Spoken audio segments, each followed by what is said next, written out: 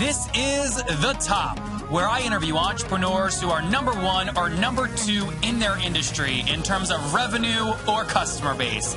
You'll learn how much revenue they're making, what their marketing funnel looks like, and how many customers they have. I'm now at $20,000 per talk. 5 and 6 million. He is hell-bent on global domination. We just broke our 100,000 units sold mark. And I'm your host, Nathan Latka. I just finished traveling Southeast Asia for 41 days, and I usually always get sick when I travel, and quite frankly, eating is difficult for me. It's hard to find a restaurant, and I'm spoiled in Austin with my personal chef. Well, I took these little packets with me this time, 30 of them, in my carry-on suitcase. They kept me totally healthy with 11 different secret ingredients. You can see them at nathanlatka.com/juice. I'll tell you more later on in the show. That's nathanlatka.com/juice. Folks, many of you reach out to me and you say, Nathan, so many guests on your show talk about the importance of batching. But whenever I try and batch, you tell me this. You go, Nathan, they don't book back-to-back times. Or they don't show up after they book. It's frustrating. The answer is, guys, you have to use smart tools. I use a tool called Acuity Scheduling at nathanlatka.com/schedule. I'll tell you specifically how I use it later on in the episode. Nathan Latka here. This episode 627, and coming up tomorrow morning, all you young folks out there listening in are in for a treat. 19-year-old CEO Ido Gino joins me. He just raised $3.5 million for his company Rapid API, which helps you connect with APIs faster. But how does he make money? Tune in to find out. Good morning, everybody. Our guest this morning is Mark Mader. He is the Chief Executive Officer of Smartsheet. He's passionate about delivering superior customer experiences and organizational excellence. Mark strives to find innovative ways for customers to collaborate more intelligently using the Smartsheet platform and its partner ecosystem. Prior to Smartsheet, Mark served as Senior Vice President of Global Services for Onyx Software, leading the consulting and consumer operations team in the Americas, Europe, and Asia. In 2015, he was recognized as Ernst & Young Entrepreneur of the Year in Technology for the Pacific Northwest. Mark, are you ready to take us to the top? I am. Very cool. Okay, so tell us what Smartsheet does and what's your business model? How do you make money? So we're a software SaaS company. So we make money by helping clients, obviously, but we're a subscription service. And the people who subscribe to us are teams and enterprise teams who have a need to manage and automate collaborative work. So that's taking it beyond the conversation and taking it into the realm of tracking, reporting, automating, and scaling, very often in the context of projects and processes. So is this, are you playing kind of in the Trello, Maven Link-ish space? Yeah, in a sense, but sort of enterprise class. So think of it less about like a structured task or a very specific time capture and more handling everything from tracking space launches to events like the Super Bowl, things that are very diverse in nature and require data that goes well beyond just a task definition. Interesting. So I could probably get like Gantt chart functionality inside a Smartsheet. Yeah, that's one of the things we do, but definitely not the sole purpose of the offering. Interesting. To kind of quantify that, maybe the easiest way to quantify kind of the target you're going after, you said more enterprise. On average, what are these customers paying you per month? Yeah, on average, we serve about 65,000 distinct brands today on a paid basis. Okay. On average, each one of those, Nathan, provide about $1,000 a year ARR, but the diversity is huge. It goes all the way from $200 a year to $1.65 million a year. So the reach is quite dramatic. Largest customer in the tens of thousands of users, the smallest sole proprietorship who collaborates with a few customers. Got it. But you said 65,000 paid folks at an average annual ARPU of about $1,000 per year, right? Yeah, that's just on our domains. And then we have obviously a ton of just ISP subscribers as well. So, I can, Mark, since you give me the numbers, I'll do the math. 65,000 times $83 a month on average. That's 1,000 divided by 12 means you're doing well north of $5.4 million in MRR. Is that accurate? Yeah, we're about an $80 million annual business today.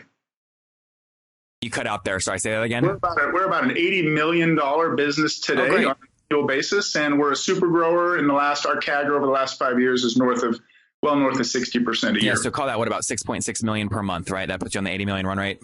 Yeah. When you say super grower, sorry, you said 10 to 20% year over the last 4 years? No. The super grower is over 60% a year growth. Got it. That's Mark, that's tough. That's not easy. No, it isn't. And as you know, Nathan, as you get bigger, that growth rate is more challenging. So you need to have, it's not only getting new customers, but helping those customers grow and see new value.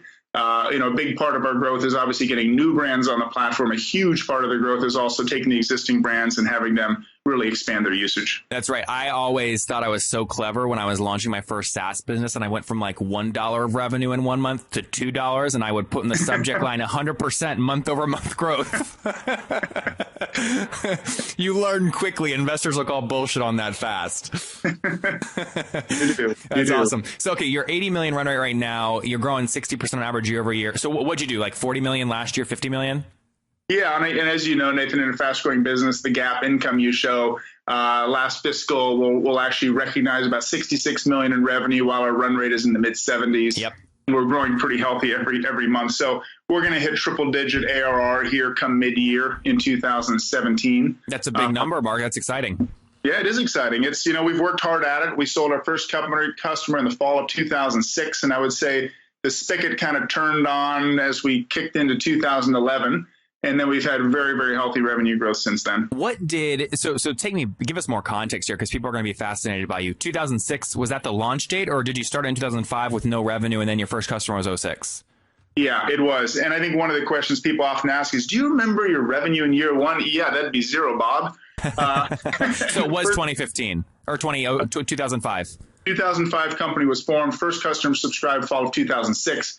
And the revenue for a number of years, as we thought we had the magic bullet but didn't, was under $1 million in ARR for a number of years. Up to what year? Reworked the product. The promise of what we wanted to do, which was helping people track, report, automating, and scaling their work in a collaborative way, the promise didn't really change, but how we brought the product to market changed dramatically, making it more consumable, really de-enterprising ourselves from what we had done in our prior lives. And that's all about having people be able to find the product, use the product, buy the product without a human engagement. And even today, Nathan, as we start dealing with much larger customers, 60% of our new ARR that comes in is unassisted in nature. That means a human being is not speaking with the prospect. And then where we put the sales energy on the inside is once they land, helping them understand the possibilities. And so take me up. What year, how many years did it take you to break that $1 million ARR mark? We broke it in 2010. Okay, got it. So there was a good 5 years there where you were sub 1 million in ARR before it really turned on. And you're saying the reason it turned on is you went down market, you lowered ARPUs, and you made no touch sales a priority. I wouldn't say we went down market. We went into a market. Got it. What really market? We were able to crack the code on what people wanted, right sizing the capability, the ease of use, and the price point. And it was a team of 9 or 10 people there for the first number of years. We did friends and family rounds. We took our first round of institutional in fall of 2007, and that partner, Madrona Venture Group out of Seattle, stood by us as we cracked the code. And then in 2012, Inside Venture Partners doing a round, and then 2014, Sutter Hill out of Palo Alto. So we've raised a total of $70 million. So far, it's one of the more efficient, if not one of the most efficient SaaS companies out there, where we've raised 70, we still have a lot on the balance sheet. And we have ARR that exceeds the total amount raised. That's pretty uncommon in SaaS. So, we feel we have a very good platform on which to grow and build. What's your team size right now? We're 480 people. We'll grow to about 730 this year, adding a lot of folks in the customer success and sales realm. So really coupling that self-directed motion with a very curated expansion flow. Yeah, one of the things I do, I've interviewed over 300 B2B SaaS entrepreneurs, and I always love measuring new dollars of ARR per dollar raised. It's a great measure of efficiency. Another one is revenue per employee. So I just did the math on you. What is that? 166 grand revenue per, ARR per employee. Pretty healthy, actually, when you rank them against everybody else. Yeah, and as you invest more this year, you have to have the balance sheet and the confidence in your model to add 300 people this year, many of whom are in sales. You really need to feel confident they're going to produce.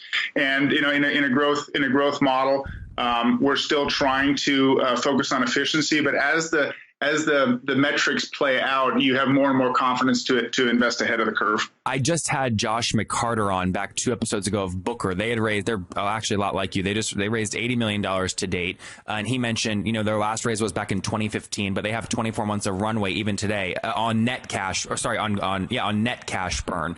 Do you have the same kind of runway? And if not, how do you think about runway when raising capital?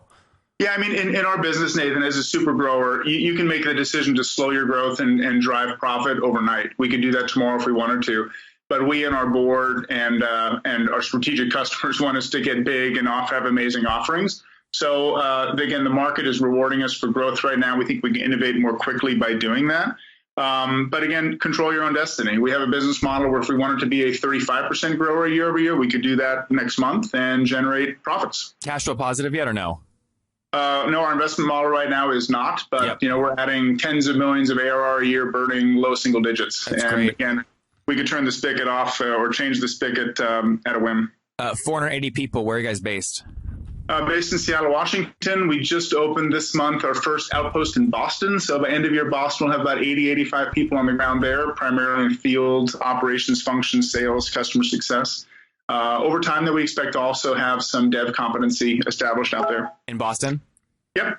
You mentioned you can turn the spigot off any minute and kind of turn on profitability. Usually that spigot comes down to paid marketing spend per month. You can tone that down a bit. What are you spending per month today on paid acquisition per month? We have a really diverse funnel. We get well north of 1,000 trials a month, and it is really distributed, Nathan, across SEO, partner marketplaces like the Office 365 ecosystem, Google Apps Marketplace, or G Suite Marketplace. We do spend in the millions of dollars on advertising a year. Okay. We'll stay a little bit mum on how we go about doing that. We've obviously innovated a lot in that space, and we think that's a competitive advantage for us. Yeah, I was going to say there's a lot of people that have very true intellectual insights on distribution channels. And when I was doing my research with you guys, I'm seeing you guys just built in everywhere. I mean, every app store, Google Chrome, you've got 270,000, weekly active users. Yeah. You guys are all over the place. You'd say that's key to your growth. Yeah, I think you need to go to where the action is, right? And our whole mantra has been dominate in the world of collaborative work management and partner effectively with the tools people use and love. So partner with Box, partner with Slack, partner with Office 365, partner with places where the heat exists. And it's not so much about displacing others in neighboring categories. Like, we're not going to be the collaboration winner and displace all. We're going to dominate collaboration and collaborative work management and help the communication guys do great, and the storage and sync guys do great, and the authoring guys do great. It's all about having that ecosystem mindset, because I think people shift from sort of single source provider to best in breed apps that work beautifully together. I think that's actually a real promise that you can deliver on. Yeah. And then take me into the economics. You have a huge cohort, more than I usually speak with, of 65,000 paying customers. So I'm sure you probably understand your unit economics in this regard. Gross customer churn per month, what are you at? Yeah, we disclose that really on our higher contributing domains, and it's not a very it's a huge population, but we really report on the customers who are engaged with us in sort of an over $5,000 a year ARR, which is not a particularly high number. And that unit churn is less than 1% on a unit basis. Okay, well, hey, educate us, Mark, on that. What's that mean? So that means if you have 100 customers who are paying you over $5,000 a year, one will leave. Got it. Okay, so that's 1% annually, not 1% monthly. Annually. And that, just to be clear, that's not net negative. That's not net revenue churn. That's customer unit churn. This is unit. You have 100 companies stand in front of you. One will leave. That's impressive. Now, when you look at we have a broad population we serve, though. So we have ISP customers who have like individuals who maybe have a spot need, who may have a higher unit churn, but those dollars represent such a small percentage of our ARR that we really report on those domains. And one of the things, Nathan, as you know, talking to a lot of SaaS people, the key to sustained long-term growth is not just keeping, but expanding. So the reason we've been able to do this north of 70% average compound annual growth rate the last 5 years is because the people who stay not only stay on the roster, they grow. And the combination of new wins, staying, and growing, that builds a durable SaaS company. Assuming that in 2017 you add 0 new customers, but you still have the success you're having in upselling, what percentage would you grow by? 30%. That's impressive. So you take your current customer base, your sales team is that good. They upsell by seat expansion. How else do they drive expansion MRR? Well, there's two parts of it. Yes, I love crediting the sales team, but there's also half of our expansion that happens without a human being involved. From what levers? Seats, product features, what are the levers? Yeah, it's viral. So when we look at how we monetize, we charge the people who create new work in our application, but we welcome every single participant known as a collaborator who gets to do it for free.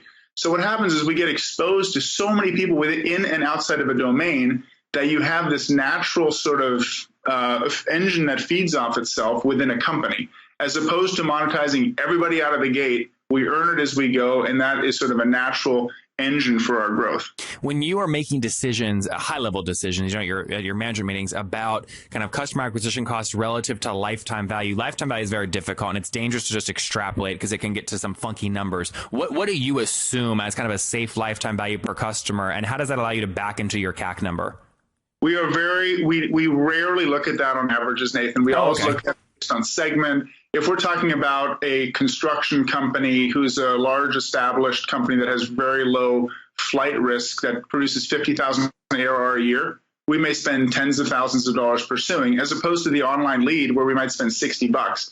So I think the key thing is we really look at the source, specific source, the campaign, and what we spend per campaign. And we have hundreds of them across the business, and each one has its own economic layers.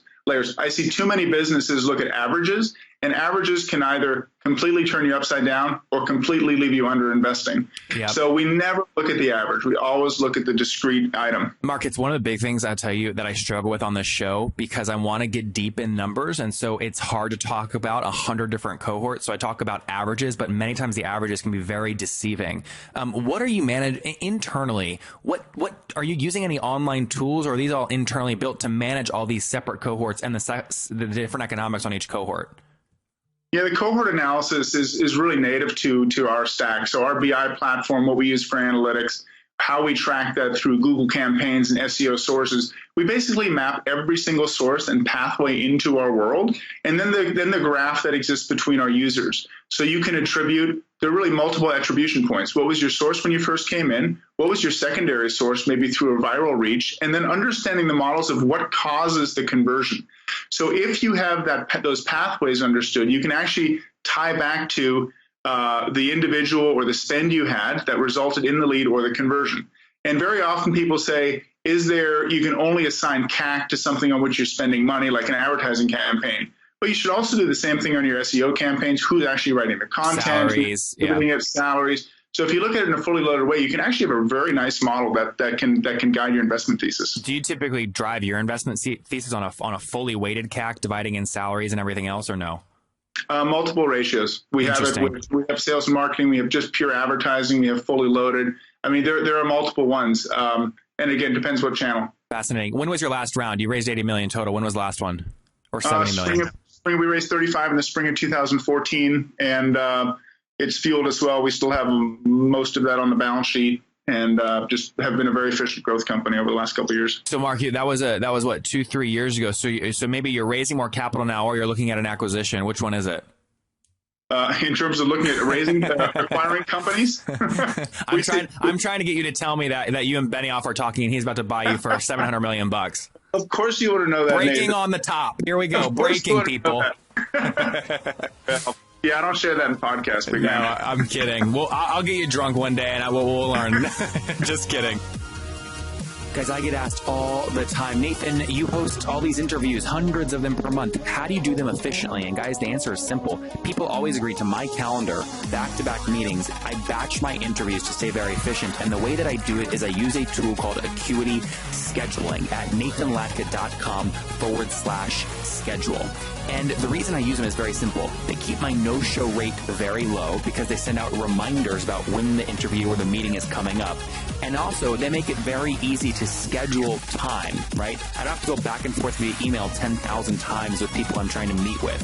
Okay, nathanlatka.com/schedule. It helps me so much. And by the way, look, I have so many meetings. I'm the best in meetings. Okay, I do them back to back, very, very efficient. You guys know me. Many people say I'm the most efficient they've ever seen. Okay, so I use the tool. It's so efficient. And by the way, I got Gavin. I said, Gavin, he's the CEO. I said, I want a great deal for my people. He said, Nathan, well, most people get a 14-day trial. Isn't that great? I said, no. He's given us a 45-day free trial at nathanlatka.com/schedule. That's not going to stay up forever, so go get it now. nathanlatka.com/schedule. All right, Mark, let's wrap up here with a famous five. Number one, what's your favorite business book? I don't have a favorite, but what I'm reading right now is I'm reading Play Bigger, which I love. It's talking about how to knock it out in an emerging category. And number two, is there a CEO you're following or studying right now? I'm following Satya Nadella.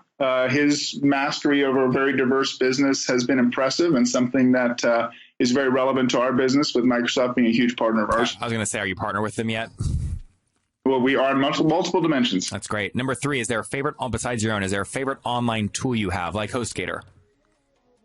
As a traveler, I am a huge fan of TripIt, and something that actually keeps I'm an organizer mindset. The key is, besides Smartsheet, I am an avid user of our own tool as well. Number 4, yes or no, do you get 8 hours of sleep every night?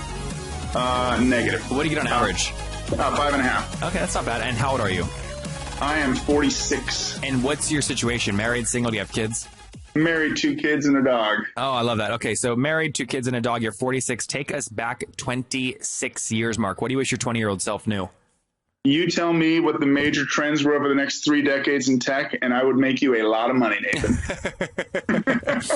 Is there, wrap that up in a lesson. If there's a 20-year-old listening right now, what's a lesson you'd tell them to save them some time on their life? Try to get some inputs on whether or not you're early by like 5 years in a market that you're going after.